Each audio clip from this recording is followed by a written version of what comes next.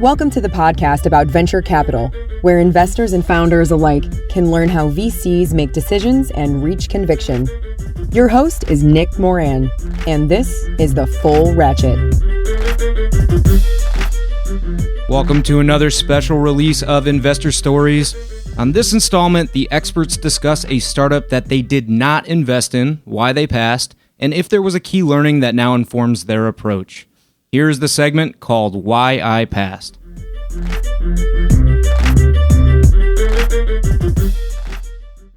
On today's special segment, we have Steve Sarracino of Activant Capital. Steve, can you tell us a story about a good or a bad pass? A story about a startup that you passed on? Oh, God. I passed on Canva. I passed on Razor Pay. We passed on a lot of sort of the more later stage. There's probably about 10 or 20 of them that I regret passing on. Concentration, right? Can't do every good deal or investments you do have to be good. What was the learning on some of those? Would you do them if they were there again, or were the reasons sound? There's always one, even at that scale. So let's say we're looking at them kind of around 750 million to $1 billion, whatever. I don't remember the exact range, but around there. There's always something wrong with all of these businesses. There's one thing, and that one thing can always kill the investment in committee. And if the team that's working on it really understands that one risk and everything else looks good, that should be enough to lean into these businesses. If it's 2 or 3 big risks, it's too much. But we've let the sort of one risk kill a lot of things when we should have leaned into it. I know that's like a massive generalization, but that's generally what happens at that stage for us. Is there a way that you classify risk types, like those that are controllable versus not, or coachable versus not, or whether they reside in market, tech, execution? Yeah, I that's a really good question. I think probably some of them are more solvable than others, but generally they're just so big that it's like an imponderable, and you trust it. Like, hey, this team with this culture is going to get this one sorted. They're adaptable and they're going to work their way through it. And like those big risks are sometimes scary because you're just looking at them in the face when you're making the decision, right? And investing, is one of my mentors said, is really it's 20% data and 80% opinion because you're trying to predict the future. And that's hard, as you know, as well as I do. Yep.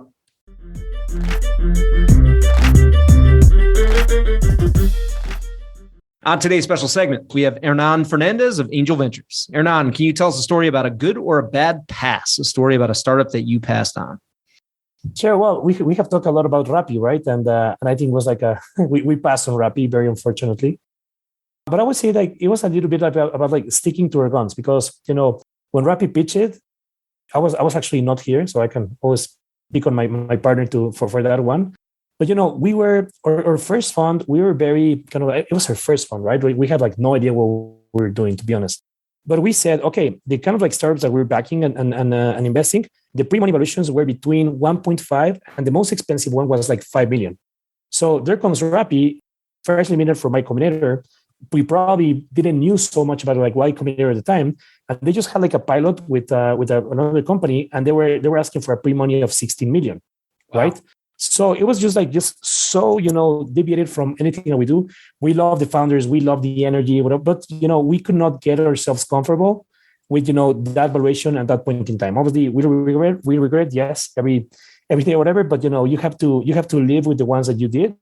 We did Quesky and Clip out of that fund. That fund is going to be just massive in terms of returns, because again, we invest into one of these a unicorn, and one of them is a very, very soon to be unicorn. And we have the significant ownership. So that fund is probably going to give us north of 8x as a fund, because we have 2 very clear positions for the Mexican ecosystem and people that I admire and respect. And it's a privilege now to call friends, right? So that's obviously the story that we're trying to replicate in subsequent funds. I think that we were just there at a very lucky moment for the Mexican ecosystem, so that's going to be harder to replicate. But, I think that there's a very decent story to share, and I think that returns will be there for LPs. But yeah, we passed on Rappi, and the other one that we invested, we're talking about when things went bad, even despite that we actually put a lot of heart into the decision making. It could be. I mean, it could be a good or a bad pass, right? Yeah. Well, the bad pass were certainly, Rappi and many others, We got pitched at Confio as well. And at the point we were invested in Quesky. We love David. David is amazing. He's really a solid guy, a very solid entrepreneur. And, we'll be happy supporting him in any way we can. Unfortunately, not as investors, but at the time, there was kind of like this very clear tendency where Confio would potentially go to consumers and Quesky could potentially go to businesses, right? So we kind of like were probably, just too concerned that at some point in time we can have like conflict positions, and we decided to pass erroneously. So back in the day, we also passed on Bitso, It happens. I mean, it happens. Especially when you look at a lot over many, many years, you're going to have some. Yeah.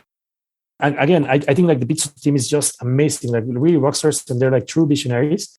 But the thing is, like back in the day, we did have, institutional investors, and guess what was point one on the exclusion list to be financing? It was like anything related to Bitcoin, right? So obviously, I do regret like not fighting harder to get into Bitso. So that's there. We should have shown more conviction. We really wanted to do the deal, but at the first sign of like, oh, remember that this is in the exclusion list, you cannot do anything related to Bitcoin or whatever, we passed, right? And in hindsight, I hope that we fought harder, but at the first no, we just came back with the entrepreneurs and tell them like, sorry guys, we cannot do this, right? But yeah, I mean, we're super excited with Aprende, with Valoreo, with Urban.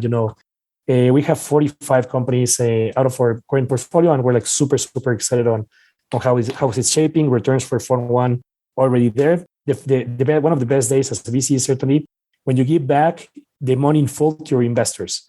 I never felt, not even my wedding, I think I had so many like congratulations and like heartfelt, happy people with us when we actually sent, paid everyone in full plus a little extra, and we still have like solid positions to give significant more money than that. So that was a good one. And in terms of when that went sour, we invested into Boyal Dog, which was a similar company to SockDog in the US. Amazing team, you cannot go wrong. She was Stanford MBA, ex-BCG, and he was coming from Pfizer. So it was like a dream team. But to be honest, it was one of those where I think like we completely messed up in terms of like time to market, because I even I hear like SockDog is struggled for a while, but I think like just going directly to the consumer and trying to sell something that causes a lot of friction, which is like these doctor memberships or whatever. And in the end, there was tech, but it was like hard to get people to actually engage to the tech. So it ended up being like a glorified call center where we were like literally calling patients and trying to make sure that they did not miss their doctor's appointment. So, a right team, I think like the right opportunity, not the right time, but hopefully somebody will crack that model, because again, I think that it's a huge opportunity, anything that has to do with health tech in Mexico.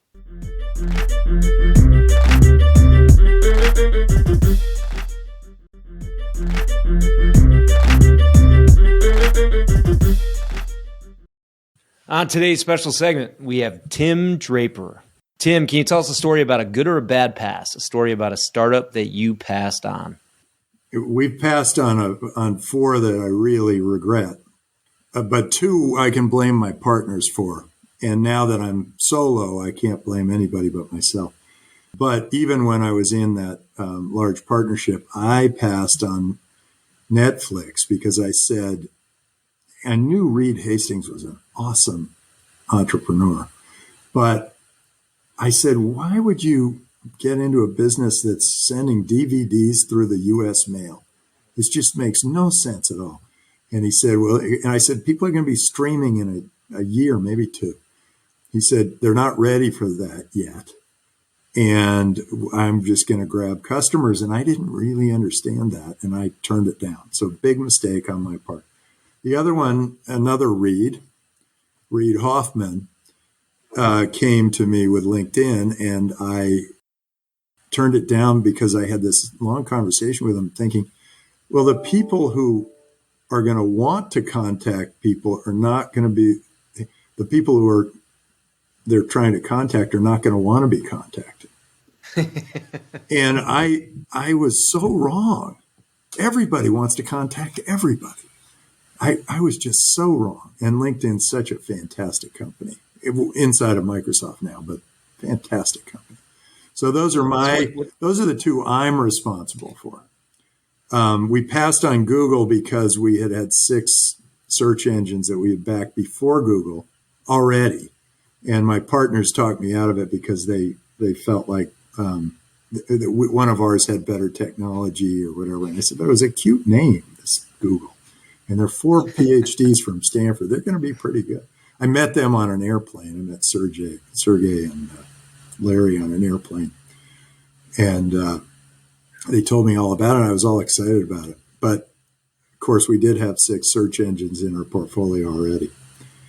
And then a couple more. I mean, Facebook we got outbid for. And I don't know who I blame for that. Maybe me. Because I was bidding and I told another venture capitalist that I was bidding on this, that I was going to invest. And I didn't know who was bidding against me. And it turned out it was her. Oh. Yeah. So too bad. So yeah, we've missed a lot, but we've gotten a lot. We got Tesla. My God, $1 trillion business. We got Baidu, search engine for China, big deal. We got Skype. That was fantastic. And more recently, Robinhood, Coinbase. And it's fun. I get to meet these people when they're just getting started and see if they've got the fire in their eyes to get there. Well, more important that you're in some than you miss some, right?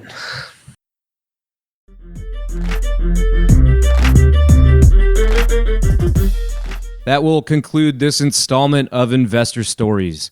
If you're enjoying the program and would like to see it continue, take a moment and leave a 5-star review in iTunes. Also, if you'd like updates on new content from TFR, as well as the top 10 VC articles every week, go to fullratchet.net and sign up for the newsletter. Okay, that will wrap things up for today. Until next time, over-prepare, choose carefully, and invest confidently. Thanks for joining me.